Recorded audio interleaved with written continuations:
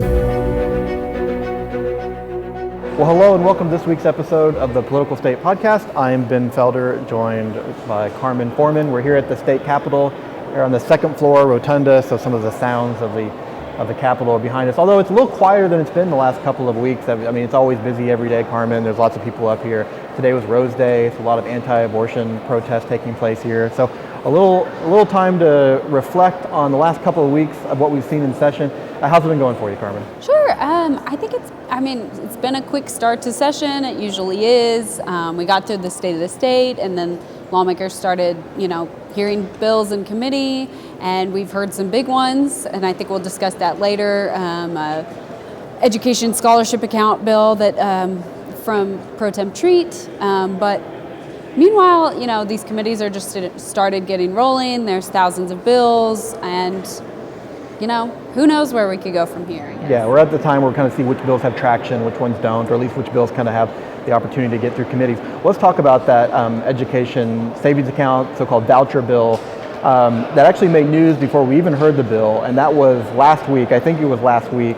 House Speaker Charles McCall was asked about this bill, which would essentially allow parents to use the state funding that follows their kid to a school. So if they go to a school, the funding follows that kid to that school, and if they transferred, it would go to the other school. It would allow that parent to use that money for private school tuition, often referred to as vouchers, although some of the proponents aren't big fans of the voucher term, but that's essentially what it is. But we heard from McCall that this bill, which is being introduced by Speaker Pro Tem Treat, that they don't plan to hear it in the House. Right, and in addition to private schools, homeschool students could also use it, and instead of just using it for tuition, you could use it for books or fees or other educational materials that you need for school.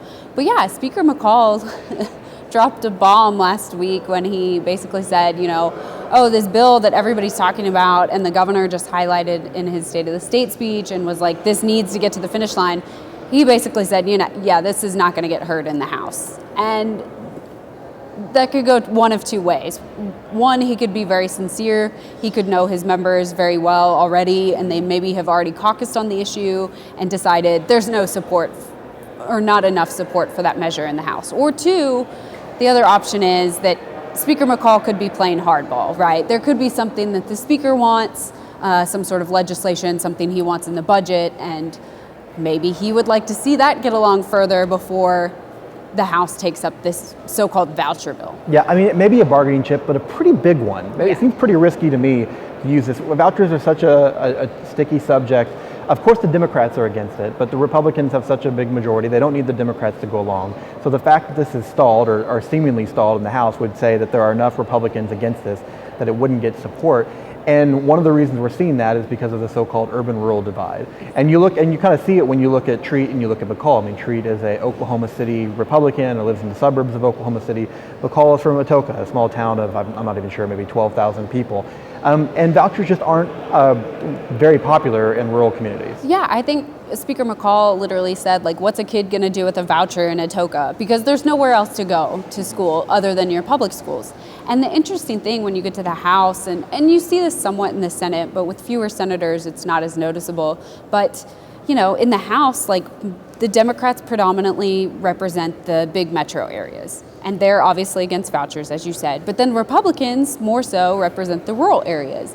And so this has become quite the rural-urban issue in that a lot of rural Republicans are saying, no, this isn't what my school districts want. This isn't what the schools in my area say. They say it's not good for them. So the support seems wavering among Republicans in rural areas. Yeah, and even the support in the Senate was kind of iffy. It took the Speaker himself and some leaders to come down and vote to pass this through committee this week. Yeah, it was such a close vote. I mean, it was an 8-7 vote, and the way the Senate works is that the Senate Pro Tem and the Senate Majority Floor Leader, that's Greg McCourtney, they can vote on any committee. And so if you have a close vote, you call one of them up and they cast a vote in their favor, just to get your bill passed. But seeing that it passed so narrowly in the Senate committee, I mean, I would guess a close floor vote as well. I mean, knowing that, this is a priority of Senate Pro Tem Greg Treat, and knowing it's a priority of Governor Kevin Stitt, I would assume it would pass the Senate floor, but as we've heard, it doesn't sound like it's going anywhere when it gets to the House. Yeah, and you know these personalities far better than most anyone when we're talking about the leadership. It would, both leaders probably don't want to propose a bill that they don't think has a chance have a chance of passing. Nobody wants to put up a huge fight and see their own bill defeated on the floor. But it kind of seems to me that Treat is a little, I don't know, I was thinking about this today, that his personality might be a little bit more of like, I think I've got the votes, but I also think I can make a compelling case as this thing moves along. And maybe McCall is a lot more, I don't know what the right word would be, but would hedge his bets a lot more. Wouldn't want to put something forward that he thinks would be kind of a tough vote. Not that he's not willing to fight for it, but it just seems like maybe Treat's like, this could be a tough vote, but I believe in it, and I'm willing to kind of fight for it along the way. Oh, I think you're reading the room very closely there. Speaker McCall just seems like he holds his cards close to his vest more so. Mm-hmm. And then, Senate Pro Tem Greg Treat has said numerous times about this bill, he says it's basically for him, go big or go home, right? And this is a big change. And frankly, it might get more support in the House, or at least enough support in the House if they watered it down a little bit, maybe took some smaller steps towards voucher reform or school choice reform, whatever you want to call it, and then maybe built to this bigger reform over years or something. This is a pretty big step from what we've seen. We've seen some small kind of voucher-esque bills in the past. Lindsay Nicole Henry scholarship that allows some students with disabilities and other challenges may be able to use a little state money to go towards private schools. But this one kind of leapfrogs a lot of steps. So maybe you're right. Maybe this is just a chance to kind of bring in some of those smaller steps down the road. But you also mentioned that Governor Kevin Stitt addressed this in his State of the State address. So he's a big proponent of it. Hey, the governor, I think, is also someone who's willing to fight, right? Put up a big issue that he thinks he's going to win on and fight for it along the way. But you have to think that Treat and Stitt knew that McCall wasn't on board with this. Yeah, I would guess. I thought it was interesting after the governor's State of the State speech how much his priorities aligned with Greg Treat's priorities. The grocery tax, the school choice expansion.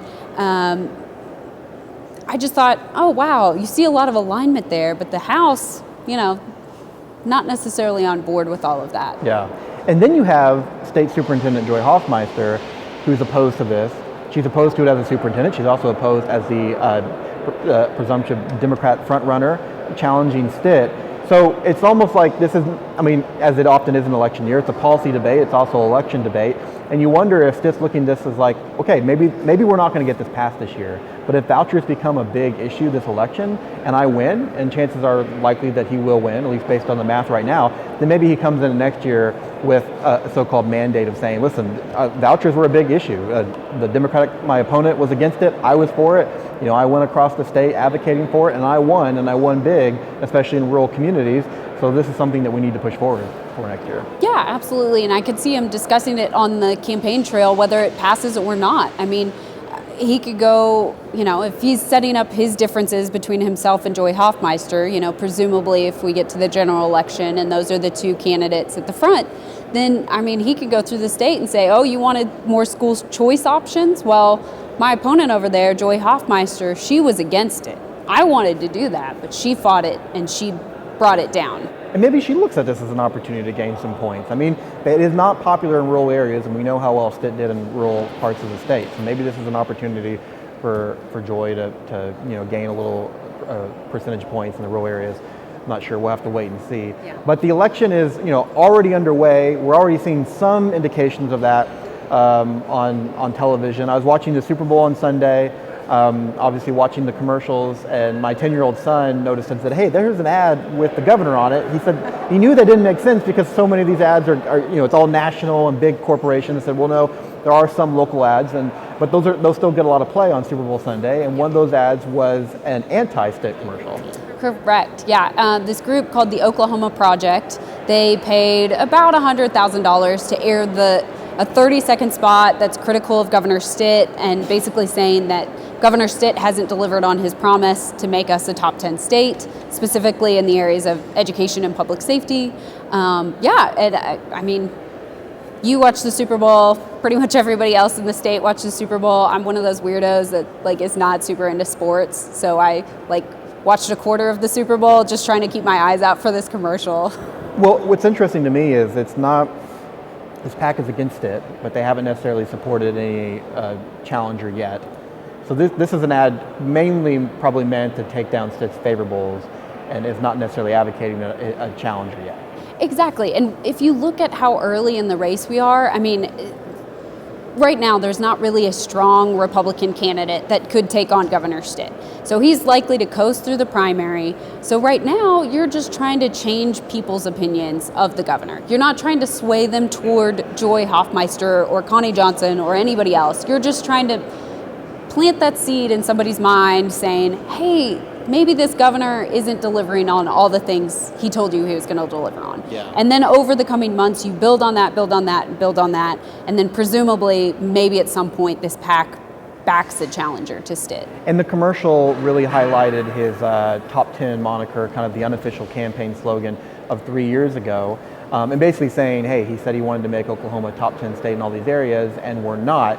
Now, I think even, if you go back to 3 years ago, I remember when the governor started using that as a candidate, top 10, you knew that this was going to be used against him, right? I mean, it's like Make America Great Again, right? 4 years later, have you made it great again? And then, your opponents are going to kind of use that against you.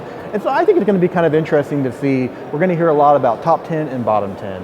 And I thought what was interesting in this ad was, they're pointing out that, hey, we're not top 10 in a lot of these areas of health and education and a variety, and the economy.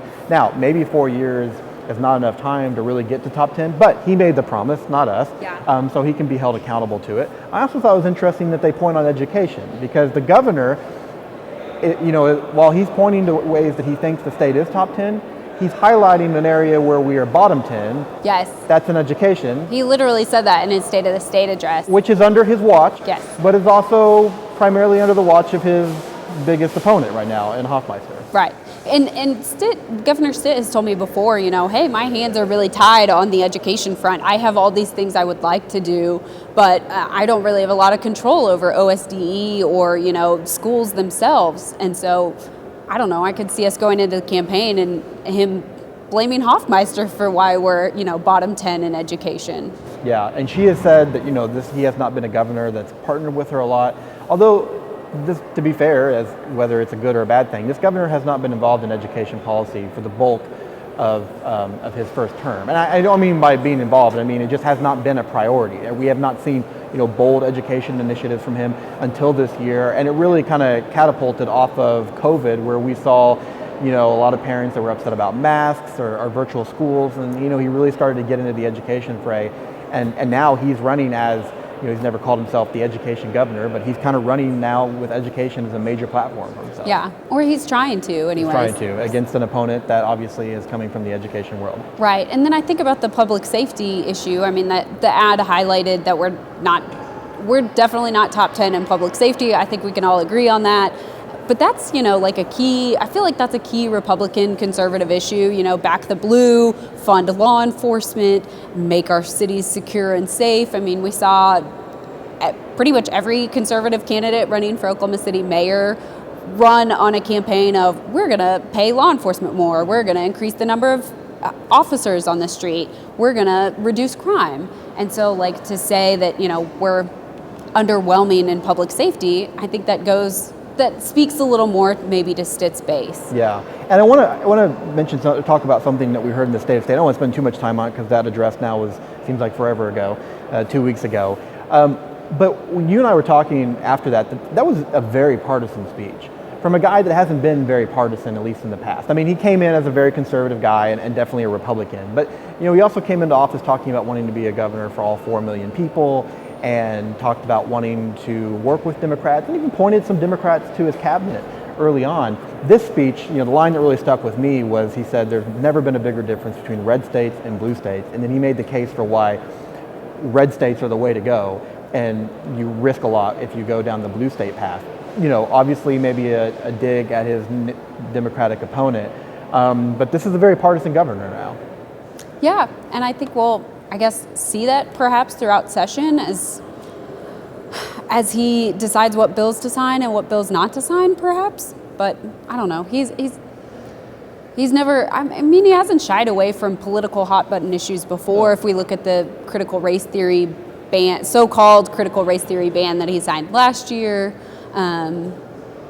Anti-abortion bills can be very political, very controversial. Yeah. I guess 4 years ago he was an outsider, but he's very much a politician now. Well, as anybody would be 3 years ago. I don't know. He still tries to bill himself as an outsider, sort of, and saying he's, in government, but he's trying to change it and take the political insiderness out of it, And I still hear him talk on podcasts and things about how, you wouldn't believe how when I got in here, how deep, he's basically insinuating how deep lobbying ties are to the Capitol and how, certain interest groups can get bills killed even if they're what that bill might be better for the state of Oklahoma than killing it. But I still hear him talk about it a fair amount. I don't know if he still thinks he's affecting as much change in that area or if he's just kind of, I guess, accepted that's sort of how government's always going to be. Yeah, well, no one runs as an insider.